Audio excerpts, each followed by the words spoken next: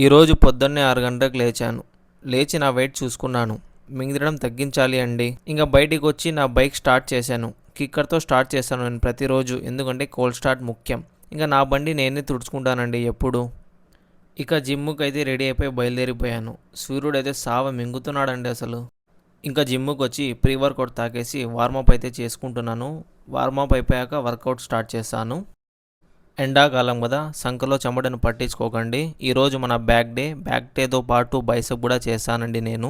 ఇంకా ఇంటికి వచ్చి మా వైఫ్ నా కోసం పోస్ట్ వర్కౌట్లో చికెన్, రైస్ అండ్ క్యారెట్ పెట్టింది. నేను యానిమే చూస్తూ తినడం నాకు అలవాటండి రోజు. ఇంకా మధ్యాహ్నం అంతా మింగి తిన్నాక మంచి నిద్ర పట్టినండి నాకు. 2 గంటలు బాగా నిద్రపోయి లేచి చల్లటి నీళ్ళతో బాగా స్నానం చేశాను. ఇంకా మా వైఫ్ నేను అంతగా రెడీ అయ్యడం చూసి సినిమాకి వెళ్దాం పదా అనింది. నేను కూడా రెడీ సై అన్నానండి. నేను ఒకటే రెడీ అయిపోతే సరిపోద్దని మా వాడిని కూడా బాగా వాష్ చేపిద్దామని తీసుకొచ్చాను. ఇంకా ఇదే ఈరోజు మనం వచ్చిన థియేటర్ ఇన్నోవేటివ్ మల్టీప్లెక్స్. ఇది మార్థలీలో ఉందండి. లైఫ్లో ఫస్ట్ టైం నేను మా వైఫ్ ఒక సినిమాకి హాఫ్ అన్ అవర్ ముందే వచ్చాము.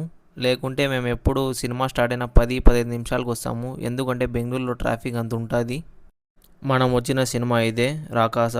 సినిమా అయితే స్టార్ట్ అయింది. ఇంకా సినిమాలో ఇంటర్వెల్ కూడా ఇచ్చారండి. ఇంటర్వెల్లో సుసు వెళ్ళడం నాకు అలవాటు, వెళ్ళొస్తాను నేను. సినిమా అయితే అయిపోయిందండి. నాకైతే చాలా బాగా నచ్చింది. సినిమా అంతా చాలా కామెడీగా ఉంది. మెయిన్గా వెన్నెల కిషోర్ లాస్ట్లో వస్తాడు, ఆయన కామెడీ కూడా చాలా బాగుంది. మీరు కూడా తప్పకుండా వెళ్ళి చూడండి. ఇంకా ఇంటికి వచ్చేసాను, తినేసాను. ఇంకా నిద్రపోవాలి, ఎందుకంటే మరీ పొద్దున్న జిమ్ముకు వెళ్ళాలి. మీరు కూడా తొందరగా నిద్రపోండి, తొందరగా లేవండి. Bye, good night.